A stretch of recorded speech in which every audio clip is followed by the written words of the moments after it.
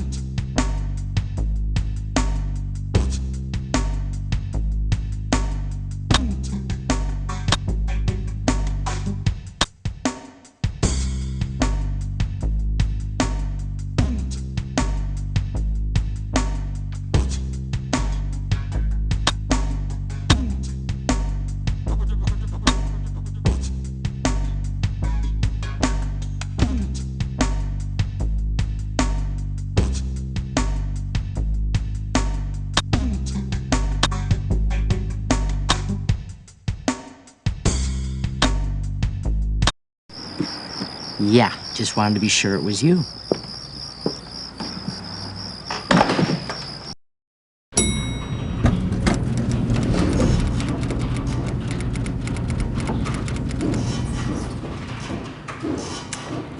Hello, you must be the new trial deputy DA. Go right ahead, straight down the hall. Mr. Jarrett is expecting you. I hope to God that you're better than the last guy.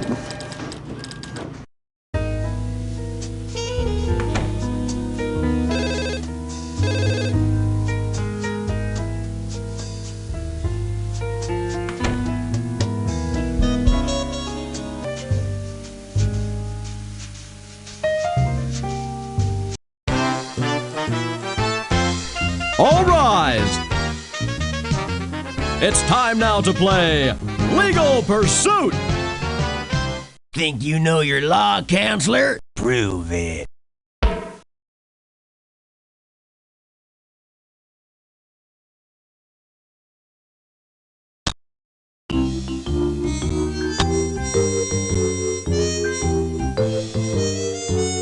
You are right, counselor!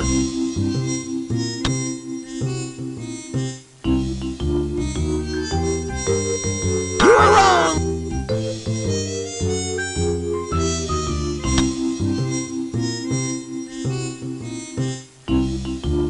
You are right, counselor!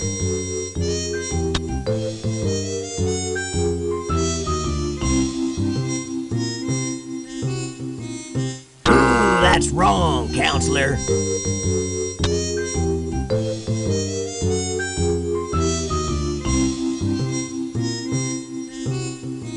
You are right, counselor!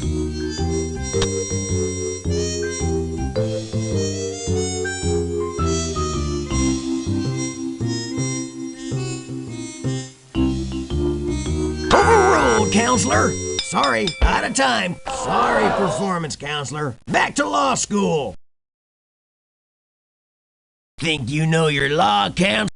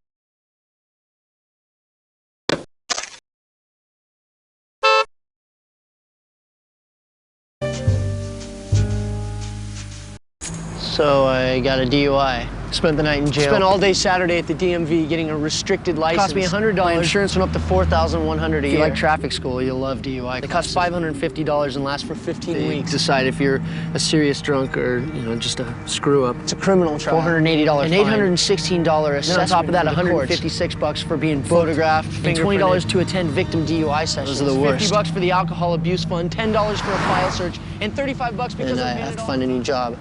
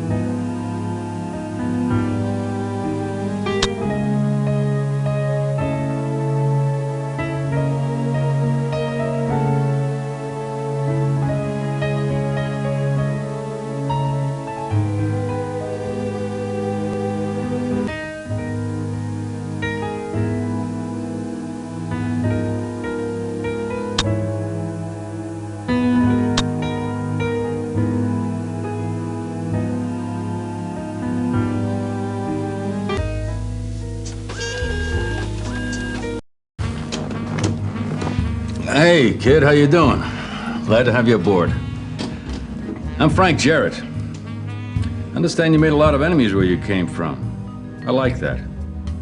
Especially since popularity contests aren't on our agenda here.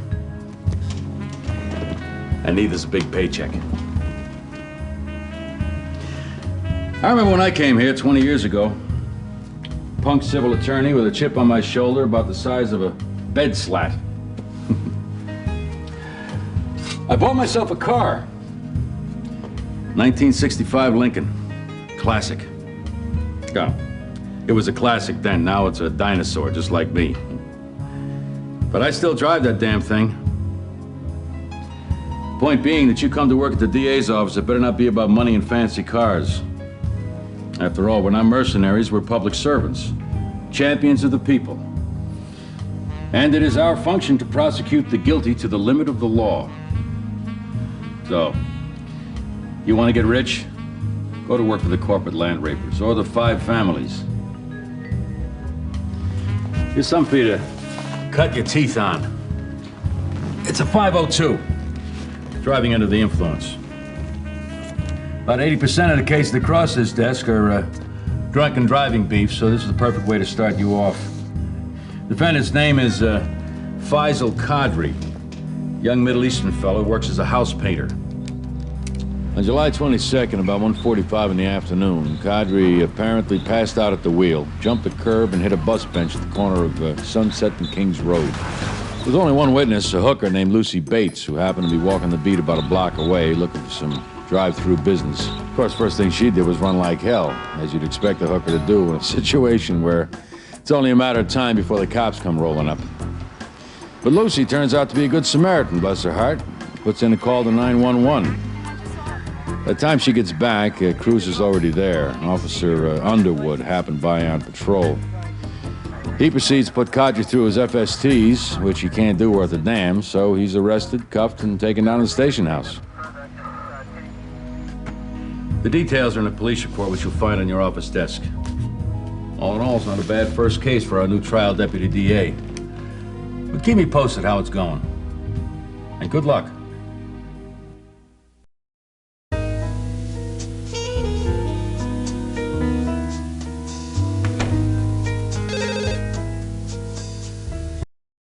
I've been in phone booths bigger than this office. Hi, I'm Amy Bannister. I've been assigned as your paralegal. I don't know how it was where you came from, but the pace around here starts at frantic and then speeds up from there. Jarrett's very demanding, but he'll get the best out of you, and I'll be here to help you along until you're up to speed. Oh, and I'm sorry about the mess, but the janitor forgot this room. You know, he always kind of tends to forget this room. Yeah.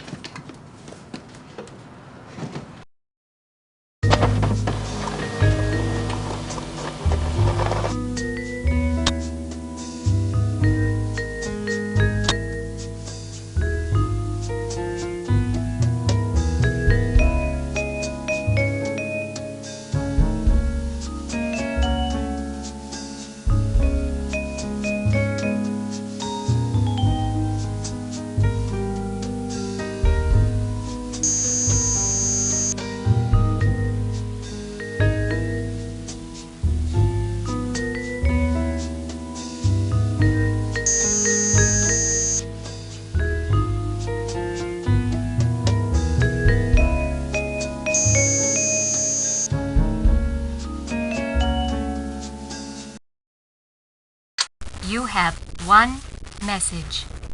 Hi, I'm a friend of Faisal Qadri's. I'd rather not give my name, but I've been trying to get him sober for about a year now. I guess you know that he had 2 DUIs before this last accident, and I think he's starting to realize, finally, that he needs some help. Hopefully, if he can get into some kind of program, this will help his case and convince you and the judge that he's better off in rehab instead of prison. Anyway, let me see what I can do.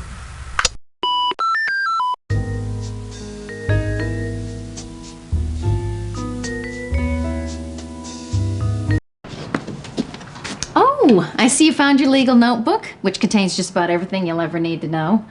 In other words, this is your Bible from now on. The clock lets you know how much time you have before you have to go to trial, but you can always show up early if you think you're ready. First thing is the main menu, which shows you the different functions. The most important thing is the case constructor. This is where you organize your case for trial. As you go around checking out all the evidence and testimony, you take a digital picture of the stuff that looks relevant, and it shows up here in your toolbar. Anything that can be used as evidence, you can photograph with a digital camera. If the camera's there and doesn't work, it's because your toolbar is full. For each case, you have to prove 2 things. The first one is the identity. You have to show that the defendant is the person who committed the crime. All evidence and testimony that links the defendant to the crime scene should go here. The second is the criminal charge. You have to prove that each element of the charge against the defendant actually took place. So, you click and you drag your evidence, testimony, and tests from the toolbar into the appropriate place, like this. You can use the same piece of evidence more than once. You can clear anything you decide you don't want anymore by highlighting it and hitting clear. Jarrett will look this over before you go to trial, but it's really important because you are only going to be able to present to the jury the stuff you've got placed in either the identity or the criminal charge areas. Then there's relevant law. All case law, definitions, and trial procedure information that you might need for each case will be here. Be sure to look it over before you go to trial because it could really help you keep the defense in line if they try to throw a curve at you, and believe me, they will. Legal advice is where you ask Jarrett questions about how you're doing, and he'll answer via video conferencing right away, unless he's out of his office. Next is the test order form. Once you photograph some evidence, it will show up here, and you can choose the tests you want run on it, and it'll be sent over to the crime lab, and then you should head over there and pick up the results. Then there's the map. This is where you choose where you want to go. And when you're ready to present your case, you just select the Go to Trial button from the main menu. So, well, that pretty much sums it all up. Oh, it looks like a lot, but it'll be a piece of cake once you start using it. Oh, and I know that you'll keep your notebook with you at all times in case you need it. Okay? All right, well, I'll let you get back to work. Okay.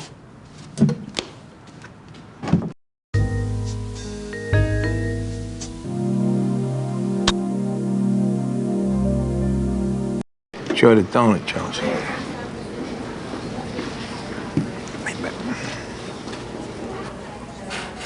Hey, how you doing? You must be the new kid from Jarrett's office I heard was coming in. I'm Norman Stubbs. The tape deck's over at the interrogation room, and I guess everything else you'll need will be in the evidence room. Oh, and listen, this guy here, the 502, this is the 3rd time they brung him in. Try and get him locked up or his license revoked, something, you know, as a public service.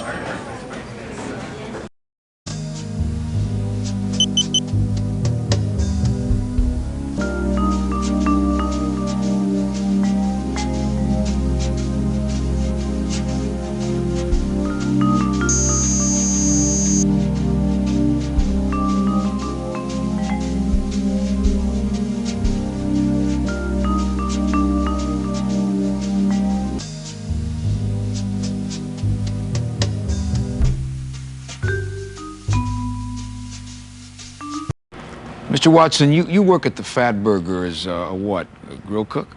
Yeah, mostly. And you heard the accident on the afternoon of July 22nd? Well, yeah. I come out from the kitchen. I'm over by the tables in front. getting ready to go out for a smoke. It was a slow day, kind of quiet. All of a sudden, I hear this bang from down the street. It sounds like a car hitting something. Next thing I see is this chick, this girl, she comes running past the window. So now I turn, and I'm watching her because, you know, she's got on one of these mini skirts that don't leave a hell of a lot to the imagination. Not that I'd wanted to. Anyway, I figure something's going on, right? So I go and I see her go outside. I see her going around the right, and I look to my left, and there's a truck ran into one of them bus stop benches down the other corner. There's not too much damage, but I don't see nobody getting out of the truck either. And I can't really see inside it too good. So you went down for a closer look? No, hell no. I start putting two and two together, you know. Looks like a fender bender, but the girl's running away. And I don't see nobody else walking the streets. I start thinking, you know, drive-by, sniper. Who the hell knows in LA, you know? These are all possibilities. So I go back inside, start back to work.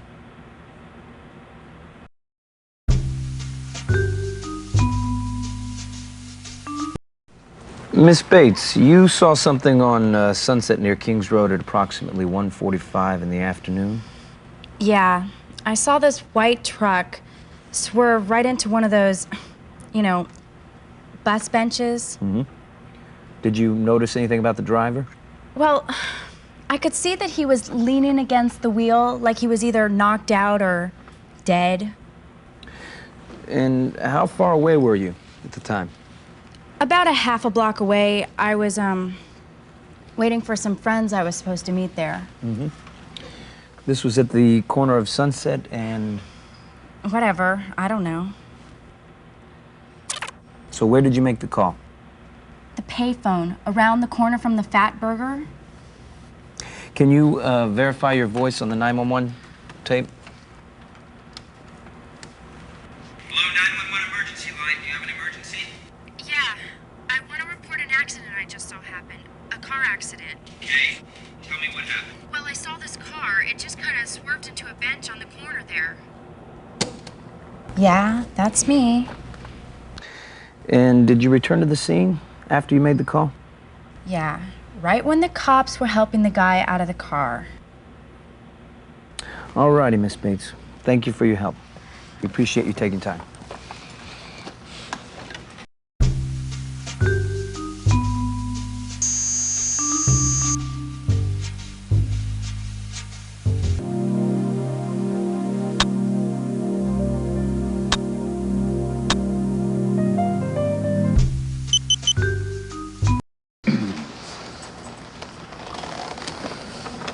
Ready? July 22nd, 1:50 p.m., solo vehicle accident near Kings Road. A white 1990 Dodge Ram collided with a bus bench, vehicle partially blocking the roadway. Driver slumped forward against the steering wheel, asleep or unconscious.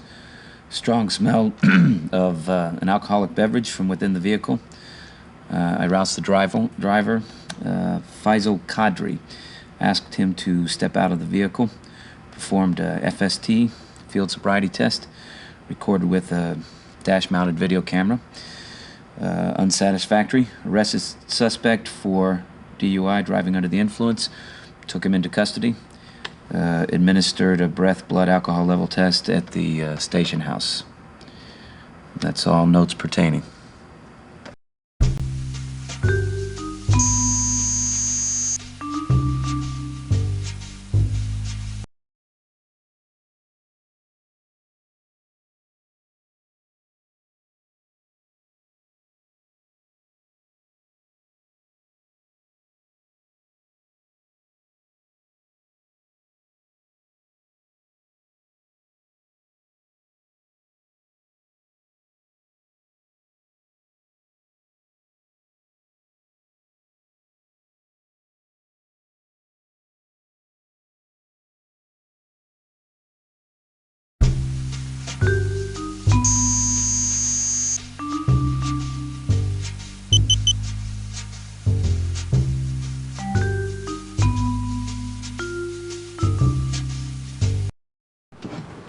I found those criminology textbooks you were asking about at the county law library.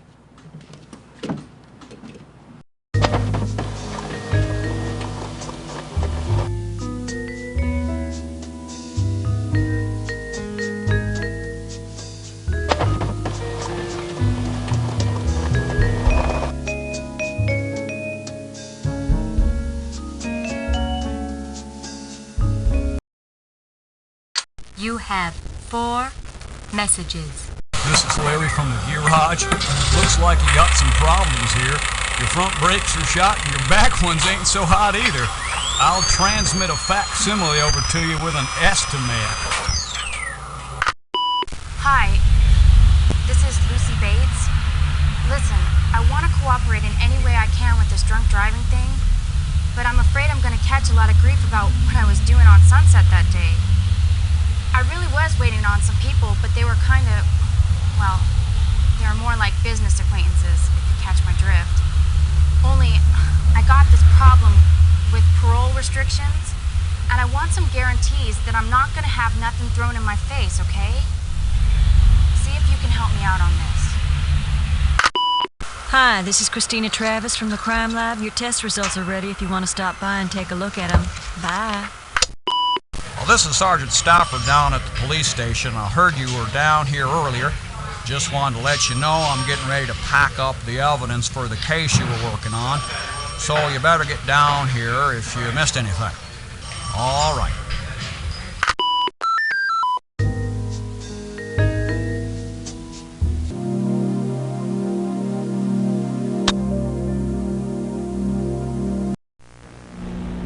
Oh, hi, how are you? I'm Christina Travis, the lab supervisor. It's my job title anyway. I'm usually the only one here to supervise. Yeah, I do just about everything here myself. I do hair, fiber, latent fingerprints, DNA analysis, ballistics, you know, whatever it takes. Oh, come on in. Take a look around.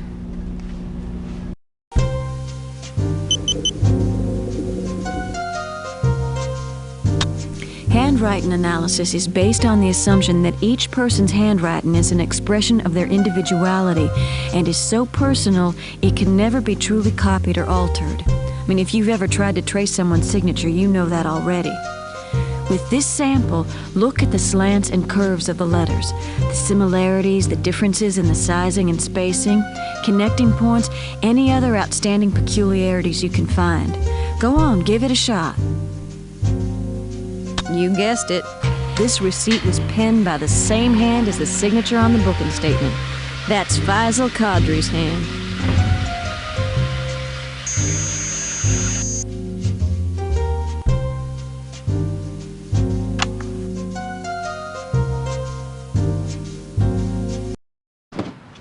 Hi, we should be getting a fax today from the sheriff's office, or so I've been told.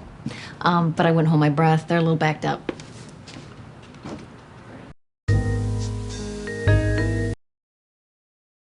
You have 1 message.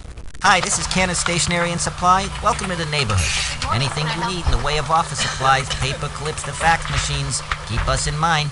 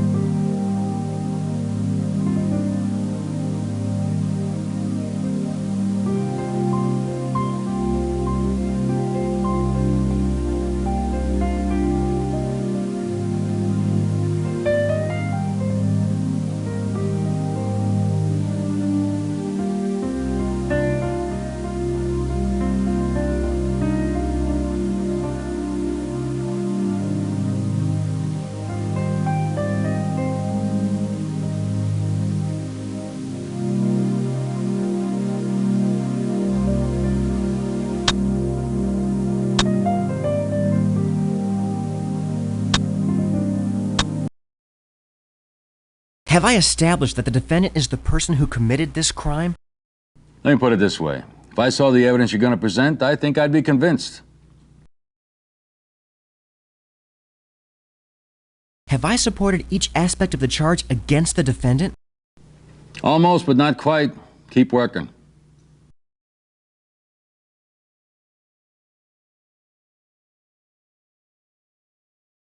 Do I need to order more tests for trial? No, it looks like you've got everything there.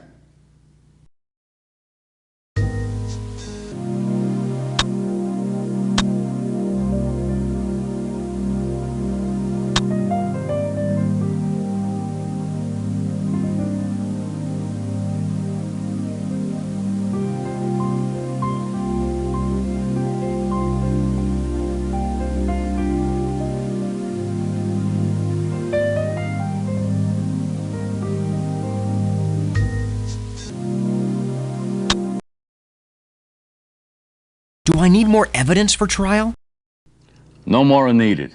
Nice work. Do I need more witnesses for trial?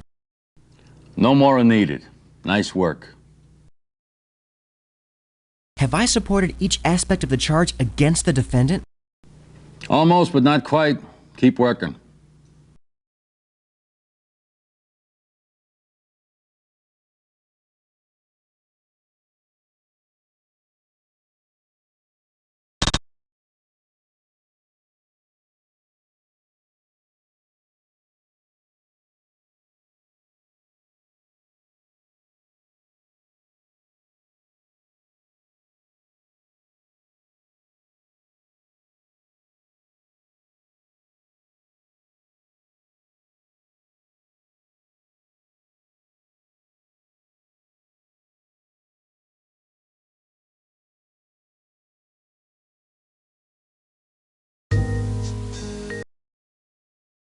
You have one message.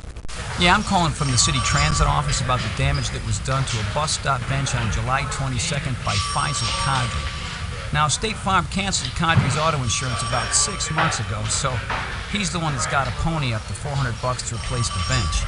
And since him and his attorney aren't returning my calls, I thought maybe you could mention the payment due when you see him in court and save me from having to turn this into the collection agents.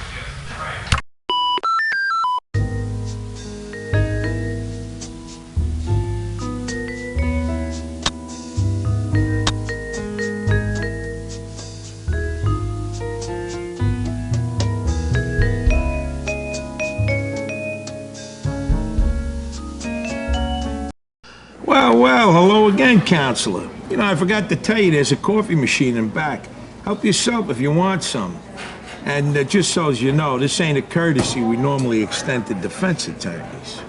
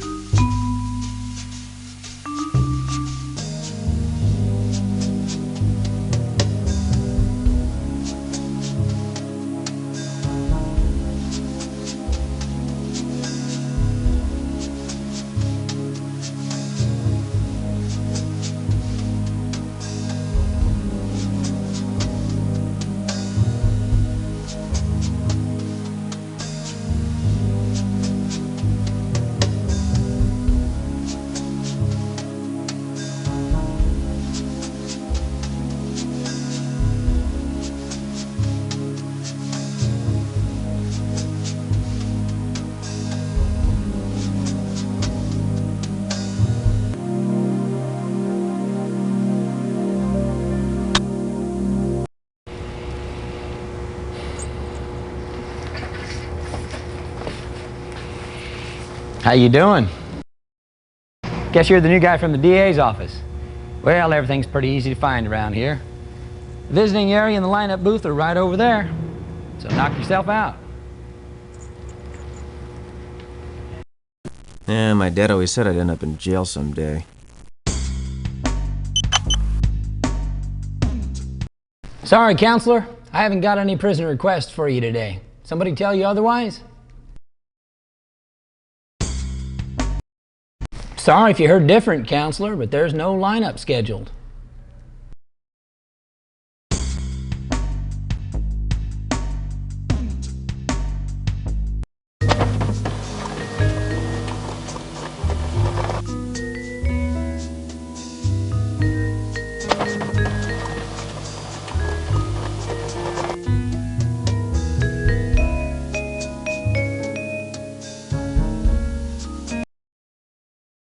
You have 2 messages. Hello, this is Alice Craddock from the Law Library. I'm just calling to say welcome aboard and to let you know, in case nobody's told you yet, that the library's open regular business hours, Monday through Friday. Hope to see you soon. I'm calling from Marvin's Dry Cleaners. You have 2 suits down here that have been ready for over 2 weeks now. You ought to come pick them up as soon as possible, because we can only hold the items for 30 days.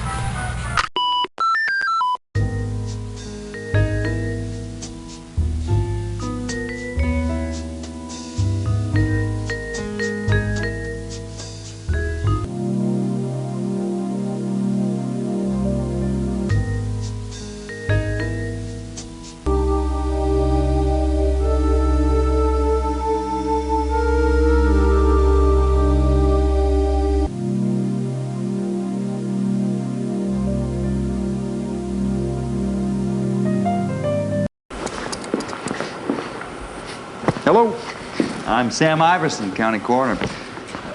Frank Jarrett and I go back a long way. Come on in. Make yourself at home.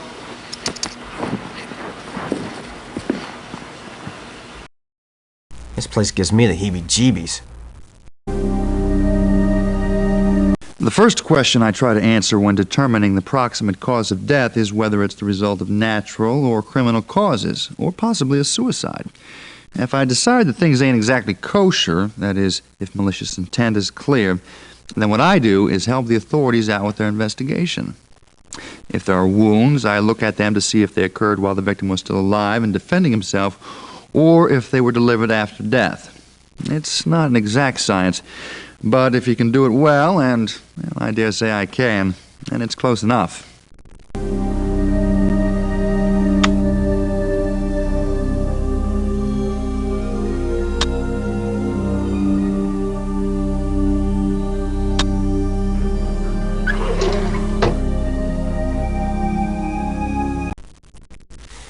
What you're looking at is an X-ray of a shoulder of someone who was shot in the arm.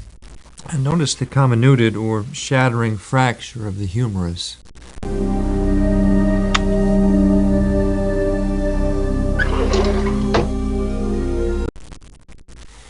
What you're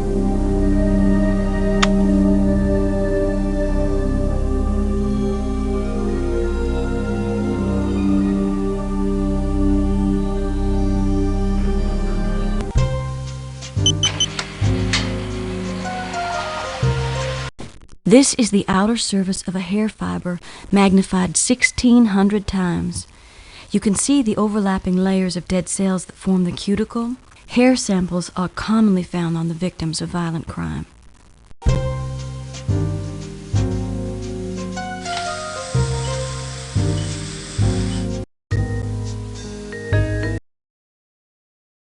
You have one message. Hey, counselor, this is Jimmy, calling to wish you good luck in court tomorrow. I'm pretty sure you're going to do well, but if you can't win the case, at least try not to embarrass yourself, okay? Talk to you later.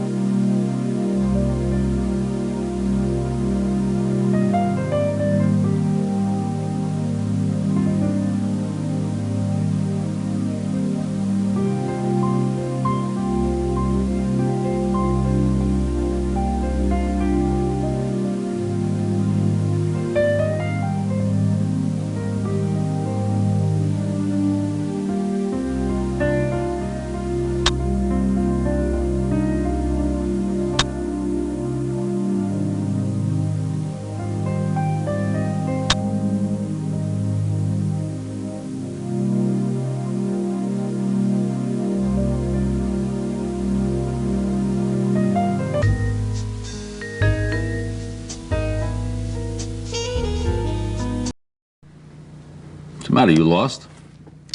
Or did you just stop in to see how I was doing?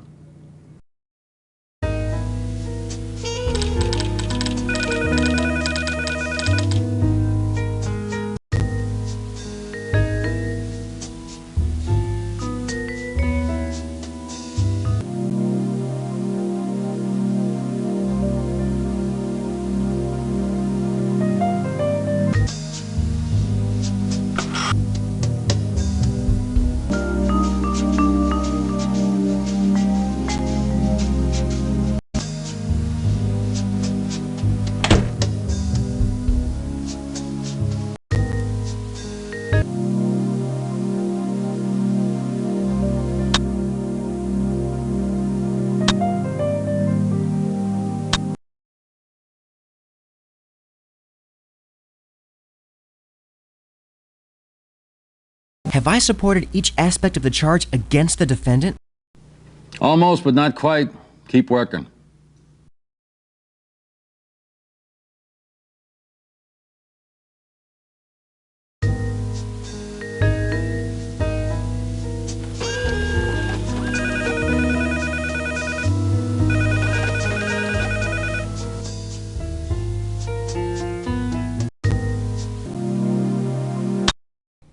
Your case looks pretty well prepared, but I hope you thought it through carefully. Good luck.